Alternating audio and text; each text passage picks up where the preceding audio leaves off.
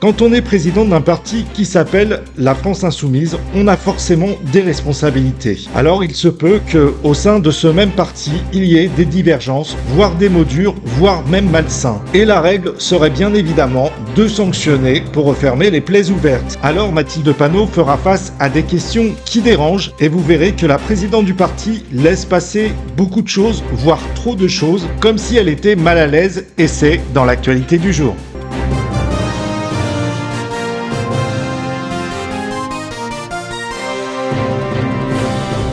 Rappelez-vous d'hier, je vous avais passé une vidéo avec des propos menaçants de Jean-Luc Mélenchon concernant une députée de la France Insoumise. Mais cette fois-ci, on parlera de Sophia Chikirou, qui avait fait des SMS homophobes. Alors, quand Mathilde Panot est interrogée sur la question, il y a comme un sentiment de mal à l'aise. Ils vont le signer et se le mettre dans le cul profond, cette bande de tafioles de merde. Comment vous avez réagi après ces révélations il y a un an et demi? Déjà répondu. En fait, elle nous a jamais répondu et vous non plus sur le sujet de Sophia Chikirou. J'ai déjà répondu là-dessus. Absolument jamais. Évidemment, cette expression est une expression qui a une connotation homophobe. Sophia Chikirou l'a dit elle-même, qui intervient dans une conversation privée, professionnelle, avec plusieurs personnes. Oui, d'accord. Et donc sur lequel elle a déjà répondu, et donc il n'y a rien de plus à dire sur cette question-là. Jamais répondu. Et vous, en tant que patronne des députés insoumis, donc Sophia Chikirou est députée à l'Assemblée nationale, vous l'avez convoqué suite à ses propos et vous lui avez dit quoi? Mais je ne l'ai pas convoqué. Vous savez, si je devais convoquer, il n'y a pas eu de suite. Si je devais convoquer l'ensemble des députés qui sont salis par la presse, je devrais me convoquer moi-même. Et si vous deviez convoquer, vous savez, par exemple. Non, mais si vous deviez convoquer chaque député qui dit ta fiole de merde, on imagine quand même que c'est pas tous les jours. C'est des propos dont je le redis qui ont une connotation homophobe, ce que n'est pas Sophia Chikirou.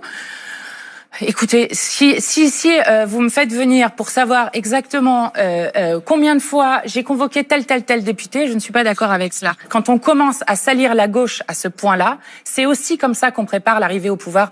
Alors c'est marrant, parce qu'à l'intérieur de ce parti, on peut balancer des choses qui sont quand même assez dures à entendre, mais c'est pas grave. Mathilde Panot passe l'éponge et puis c'est surtout le même refrain à chaque fois, c'est de la faute de l'extrême droite. Parce que si on pousse les choses un petit peu plus loin, on pourrait même penser que c'est Marine Le Pen qui a demandé à Sophia Chikirou d'envoyer le SMS. Mais imaginez-vous dans une entreprise lambda par exemple, que vous ayez ce genre de propos, je peux vous dire une chose, c'est qu'on vous vire sur le champ. Mais pas Sophia Chikirou, qui peut tout dire, voire même insulter les gens. Mathilde Panot est alors mal à l'aise face à cette question et essaie de s'en débarrasser. Et oui, il ne faudrait pas dire de mal de la petite amie de Jean-Luc Mélenchon, on sait jamais, au cas où ça lui coûterait sa place. Alors nous allons découvrir une autre vidéo concernant l'affiche de Cyril Hanouna. Va-t-elle enfin prendre ses responsabilités, puisque là, finalement, il n'y a pas grand-chose à craindre. Allez, on écoute.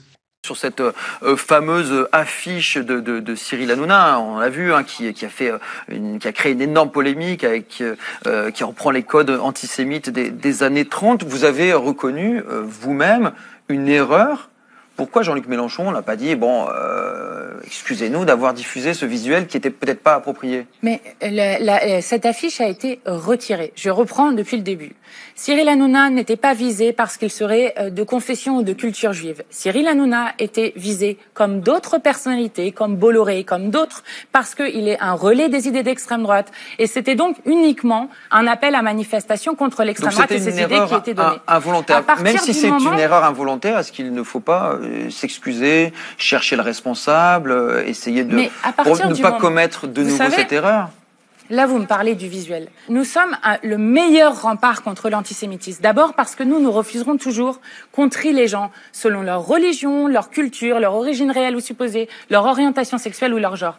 Et je vais aller un peu plus loin. Ceux qui mettent en danger aujourd'hui les personnes juives de notre pays sont ceux qui ne cessent de solidariser les personnes juives avec un gouvernement d'extrême droite de Netanyahou. C'est ça qui est dangereux. C'était une erreur, cette affiche? Oui, je le dis, j'ai aucun problème à le dire. Et vous avez diligenté une enquête interne pour savoir je vais vous dire, nous avons pris les mesures pour que plus jamais cela ne puisse se reproduire. Il avait été validé par qui? Est-ce que la directrice de communication, Sophia Chikirou, au hasard, par exemple, en avait eu connaissance? Non. Non. Sophia Chikirou n'en avait pas eu connaissance. Est-ce que l'on peut savoir si elle avait été validée au plus haut niveau Non, vous ne saurez pas. par Jean-Luc Mélenchon? Non, Non. mais non, elle n'a pas été validée par Jean-Luc Mélenchon. Elle a été validée vous par avez personne vraiment de la direction. une obsession sur Jean-Luc Non, Mélenchon. mais je vous demande, est-ce qui que par vous-même, absolument par Manuel incroyable. Bompard, par Sophia Chikirou, Imaginez-vous par... si Jean-Luc Mélenchon voyait tous les visuels de la France Insoumise, des députés sûrement, peut-être même écrit les tweets des députés. Enfin, arrêtez avec ce fantasme. Arrêtez avec ce fantasme. Est-ce qu'on peut savoir quel a été le circuit de validation? Non, vous ne saurez pas parce que c'est nous qui prenons des mesures dans notre propre outil. Dans notre propre outil, nous prenons des mesures et je vais vous dire, si avec cela vous essayez d'accréditer la thèse que nous serions antisémites, je vous dis alerte. Le pape qui a récemment disparu a été qualifié d'antisémite. Eh bien non, ça sera pas encore pour cette fois, puisque bien sûr cette affiche a été vérifiée, elle a été validée.